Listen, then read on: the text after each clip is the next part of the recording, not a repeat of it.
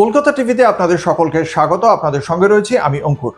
নিটের প্রশ্ন ফাঁস কাণ্ডে বলিউডের অনেক তারকাই আমরা দেখেছিলাম ককরোচ জনতা পার্টির এই যে আন্দোলন কর্মসূচি তাকে সমর্থন করে বিভিন্ন সময় তারা বার্তা দিয়েছিলেন সমাজ মাধ্যমে, এবং সেই তালিকায় সবচেয়ে গুরুত্বপূর্ণ নাম এখনো পর্যন্ত সলমান খান। কারণ বলিউডের খানদের মধ্যে বাকি কেউই কিন্তু এ বিষয়ে কোনো প্রকার মন্তব্য করেননি, বরং আমির খান তার অভিনীত 3 ইডিয়টস ছবিতে যে র্যাঞ্চো চরিত্রটি, সেই চরিত্রটি সোনাম ওয়াংচুককে দেখে নয়, এই বিবৃতি দিয়েছিলেন আমির খান। এবং অন্যদিকে আমরা দেখতে পেলাম সলমান খান বরং ককরোচ জনতা পার্টিদের পাশে দাঁড়ালেন, এবং সেখানে পাশে দাঁড়িয়ে তিনি একদিকে যেমন সমাজ মাধ্যমে মন্তব্য করেছেন, ইনস্টাগ্রামেও যেমন মন্তব্য করেছেন, পোস্ট করেছেন, ঠিক পাশাপাশি এক্স হ্যান্ডেলেও পোস্ট করেছেন সলমান খান। তিনি ইনস্টাগ্রামে যে পোস্ট করেছেন খুব স্পষ্টভাবেই লিখেছেন যে প্রশ্নপত্র ফাঁস একটি অত্যন্ত গুরুতর সমস্যা। আমি জেনে ও দেখে আনন্দিত যে আমাদের দেশের শিক্ষার্থীরা একটি উন্নত শিক্ষা ব্যবস্থার দাবিতে ঐক্যবদ্ধ হয়েছে। তাদের অভিভাবকরাও তাদের সমর্থন জানিয়েছেন, এই অবস্থানকে সাধুবাদ জানিয়েছেন সলমান খান। এবং খুব স্পষ্টভাবেই তিনি শিক্ষার্থীদের বলেছেন যে এটি যে আন্দোলনটা হচ্ছে এটা কোনোভাবেই রাজনৈতিক উদ্দেশ্যে ব্যবহার করা উচিত নয়, এর কৃতিত্ব একান্তভাবেই আমাদের দেশের শিক্ষার্থীদের প্রাপ্য। আমার বিশ্বাস সরকারও তাদের পূর্ণ সমর্থন দেবে।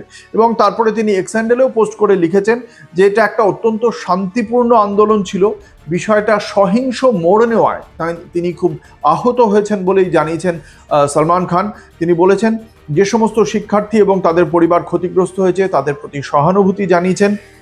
এবং সলমান খানের বক্তব্য যে শিক্ষাগত নিরাপত্তা এবং উভয় দিক থেকেই শিক্ষার্থীদের বিষয়টি সর্বোচ্চ অগ্রাধিকার পাচ্ছে, তাই তাদের বা তাদের অভিভাবকদের দুশ্চিন্তা করার কোনো কারণ নেই। মাননীয় প্রধানমন্ত্রী এ বিষয়ে টুইট করেছেন এবং তিনি নিশ্চিত, সলমান খান নিশ্চিত যে প্রশ্নপত্র ফাঁসের জন্য যারা দায়ী তাদের বিরুদ্ধে প্রধানমন্ত্রী কঠোর পদক্ষেপ করবেন। তাই শিক্ষার্থীরা দয়া করে তোমরা তোমাদের বাবা মা এবং বাড়ির পথে ফিরে যাও।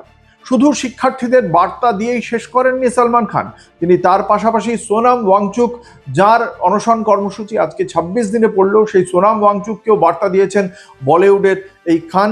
তিনি বলেছেন সোনাম যা হওয়ার তা হয়েই গেছে ভাই, বিষয়টি আর না বাড়ানোই ভালো। যদি প্রয়োজন হয়, যদিও আমার মনে হয় তেমন কোনো প্রয়োজন হবে না, তবু এই উদ্দীপনা বা লড়াইয়ের মানসিকতা অন্য কোনো দিনের জন্য জমিয়ে রেখো। আর এখন কিছু খেয়ে নাও, চাইলে আমি বাড়ি থেকে তোমার জন্য খাবার পাঠিয়ে দিতে পারি। সলমান খানের এই বক্তব্য খুব স্বাভাবিকভাবেই ককরোচ জনতা পার্টির জন্য এই যে বক্তব্য তিনি দিয়েছেন, কিছু মানুষ খানেদের মধ্যে থেকে অন্তত একজন তাদের পাশে দাঁড়িয়ে তাদের আন্দোলনের যৌক্তিকতাকে সমর্থন করেছেন।